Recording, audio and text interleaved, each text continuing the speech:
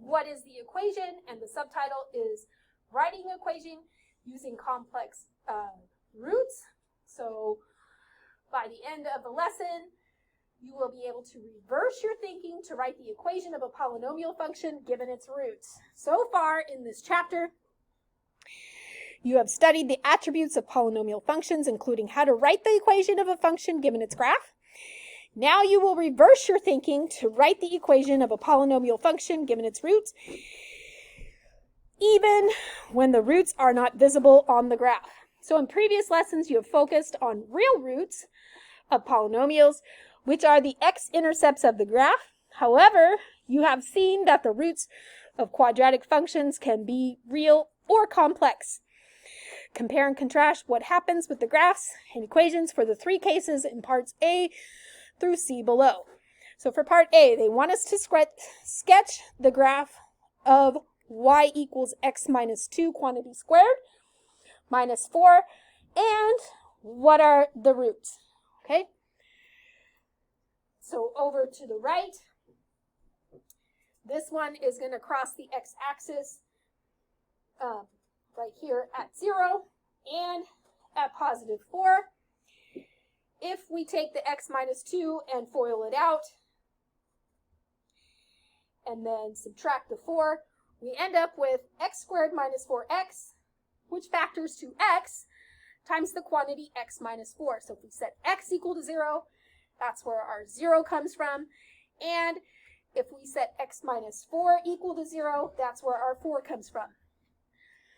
So crossing that x-axis, we have two real roots, one at 0 and one at 4.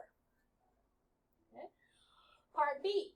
Now they change the equation just slightly, and we just have y equals the x minus 2 squared. We set one of those equal to 0, and we end up with what's called a double root at positive 2. So we just have one real root. It's at positive 2. It's right there. Okay. Part C. Now we change it just a little bit by adding 3. If we add the 7 over here, we can use that quadratic formula by saying A is 1, B is negative 4, and C is positive 7. We're going to end up with two complex roots. I didn't have enough space to do the quadratic formula, but trust me when I say they're going to be at 2 plus or minus I rad 3. Notice that this one does not cross or touch that x-axis. It's floating up above. Okay? So the graph changes as you have two real roots, one root, or two complex roots. Okay? How does it change? Part D says, describe the relationship between the graph of a parabola and the number and kinds of roots its equation has. So, if you graph a parabola and the graph crosses the x-axis, you're going to have two real roots. If it touches, or what we call bounces off of it, you're going to have one real root. And if it's above it, like C is here, you're going to have two complex roots. It could also be below the x-axis opening down, right? It's just not going to cross that x-axis, okay? We have a quick review of simplifying some radicals. So for number 1, if you have the square root of negative 11, go ahead and separate it into the square root of negative 1 times the square root of 11. Square root of negative 1 is your I. The square root of 11 is not a perfect square and doesn't have perfect square factors, so just leave it as a radical. Number 2, separate the square root of negative 9 into the square root of negative 1 times the square root of 9. The square root of negative 1 is your I, and the square root of 9 is your 3. For number 3, see if there are any perfect square factors of 20, which there are. 4 is a factor, and it's a perfect square. And take the square root of negative 1, which is your I, square root of 4, which is 2. And then the square root of 5 doesn't have any perfect square factors, so leave that part as a radical. And then number 4, square root of negative 40. I found a perfect square factor of 4, which if you multiply it by 10 gets you the 40. And then factored out the square root of negative 1, which is where you get your I. Square root of 4 is your 2. And then no perfect square factors of 10, so just leave it as radical 10. Okay? All right. All right. Question number 56 says, determine the roots of each of the following quadratic functions by solving for x when y is equal to 0. So on part A is where you're going to see it's already in completing the square form. So it's in like perfect square form, except for you just want to move that 9 over to the other side. That sets your x plus 5 squared by itself. Once you have that perfect square isolated, you can take the square root of both sides. So when you take the square root of something that's being squared, you get what's inside. You get the x plus 5. When you take the square root of negative 9, like we did up in problem 2, you get plus or minus the 3i, and then you move that 5 over the other side by subtracting it. So there's two answers right there. There's negative 5 plus 3i, and there's negative 5 minus the 3i. Okay? Part B, we have y equals x squared minus 4x plus 9. So we are going to complete the square because this is not in perfect square form. The reason I know that is because half of negative 4 is negative 2, and negative 2 squared is 4, not 9. Okay, so the first thing you want to do is you want to subtract that 9 over to the other side. Yes. Yeah. And then you have your perfect square over here, which is x squared minus 4x plus 4, which factored is x minus 2 squared. Then you have to combine the negative 9 and the 4 to get the negative 5. This is in perfect square form. Then you take the square root of both sides. The square root of something that's being squared is what's inside. And then the square root of negative 5 is plus or minus I read 5. Then this 2 that's being subtracted, you're just going to add it to both sides to become x equals 2 plus I square root of 5 and 2 minus I square root of 5. Okay? Any questions on A or B there? All right, let me move it up to the top. And let's see, down at the bottom, question number 57 says, what do you notice about the complex roots of in problem 56? Describe any patterns you see. Discuss these patterns with your team and write all of your observations. Okay?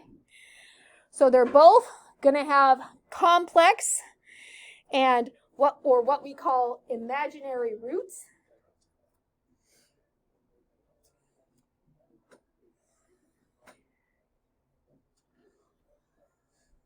Go ahead. Is anybody still writing? No. Just write. Almost done. There you go.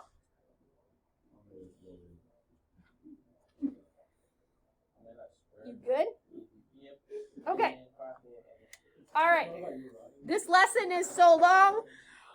I just tried to cut out a few things, but clearly I didn't cut out enough because it's going on forever. All right. Problem 58 says in parts A and D below, look for patterns as you calculate the sum and product for each pair of complex numbers whose imaginary parts have opposite signs. So for part B, we have 3 minus 5i and 3 plus 5i. So the first thing they want us to do is find their sum. That just means to add them. When you're adding complex numbers or even subtracting complex numbers, you're simply going to look for like terms and combine them together. So for this one, you want to take the 3 and the 3. That gets you the 6. And then the negative 5i and the plus 5i are opposites. And so that term goes to 0i. You could write 6 plus 0i if you want, but you don't need to. Okay? Basically cancels out. The other thing they want you to do with each of those is to find their product. Finding their product means to multiply.